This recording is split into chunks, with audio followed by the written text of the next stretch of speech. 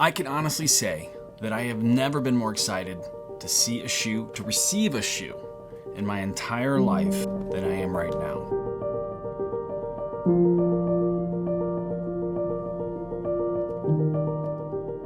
The funny thing about it is I almost know nothing about it. Welcome back, everyone. My name is John, and this is Motivation Theory Running. What I have in my hands right now, I have been waiting years for.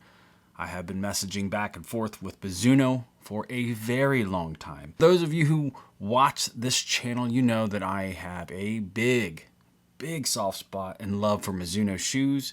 I run in tons of them. They are probably 95% of what I run in. Up until this point, the road shoes I've run in have been predominantly Mizuno, with some others sprinkled in, but trail shoes have been dominated by Hoka. But now in my hands, I have the Mizuno Wave Mujin 9. It isn't even released yet. It's not even coming out until, I think, January, maybe February. I am so excited. Look at this thing. Beautiful shoe.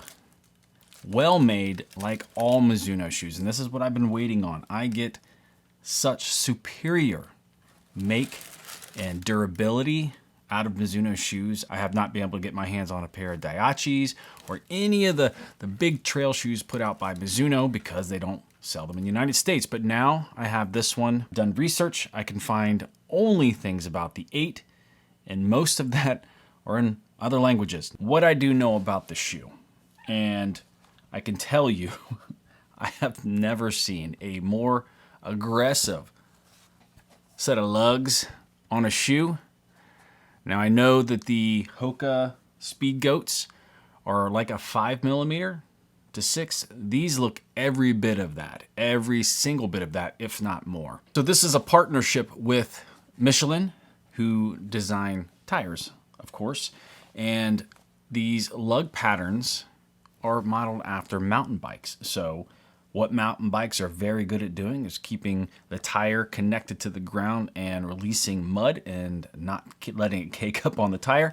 That is the thoughts behind the design of the Mujin and the Michelin-shaped mountain bike tire lugs on here. I weighed the shoe, got my scale here. I have an 11.5 in the US 11.5, and this shoe is weighing in, it looks around 13 ounces. Now, I don't know. Most of these shoes, I think they weigh in, the one they put on the websites are the size 9s, I think roughly is what they use, and that's the weight you see. So I don't think this is terribly different. I can go get a Speed Goat. Let me go get a comparable Speed Goat. So I see it's right around. It's filthy, John. So it seems to be roughly the same weight as the Speed Goat 4 and 5. My scale's a little janky right now, but that's what it looks to be. It's got some pretty cool overlays on this. It's got a pull tab here in the heel. The heel counter seems to be extremely thick. I've never had a problem with sliding in any Mizuno shoes, and I don't think I'm going to have it in this once I get it laced up and get it dialed in.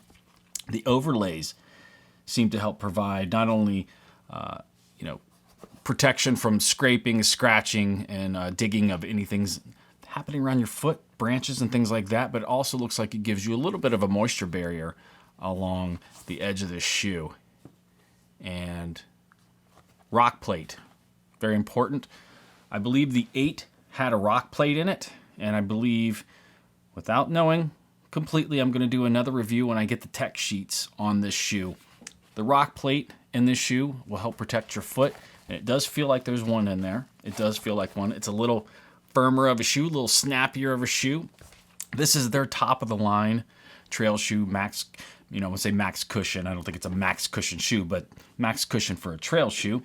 It's probably the heaviest one they have, but it's the most protective of your foot and most grippy, of course. Now, I believe this shoe is a 10mm drop. I haven't measured it myself. I don't have the tools to do that, but the Mujin 8, from what I can see out there, is a 10mm, and I wouldn't think they would change that too much. I know they probably would not increase it, so if anything, it would go down 1 or 2 like they've done in some of their other shoes that I run in. Now, this shoe looks to be very breathable. It's got some mesh up here in the front, I think to help keep the moisture and the humidity down in the shoe.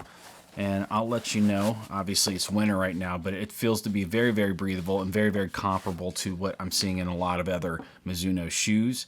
It is a substantial upper on this shoe. I'm going to say it feels very well made, like most Mizuno shoes, but this trail shoe, and I'm just not used to seeing a trail shoe from Mizuno, so I'm just absolutely in awe right now. I'm super excited.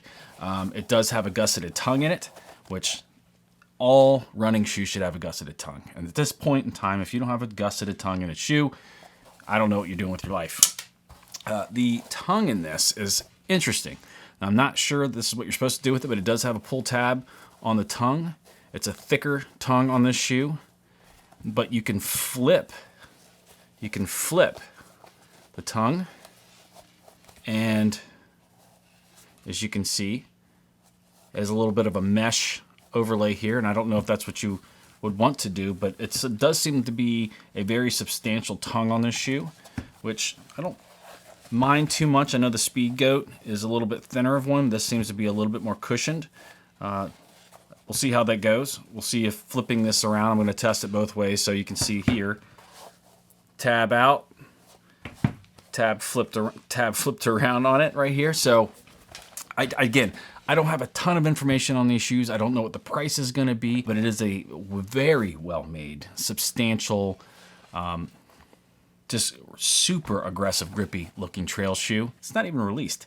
They were nice enough because I bugged them so much for so long about releasing a trail shoe in the United States. They sent me one with a Christmas card. Super awesome people. Where'd my Christmas card go?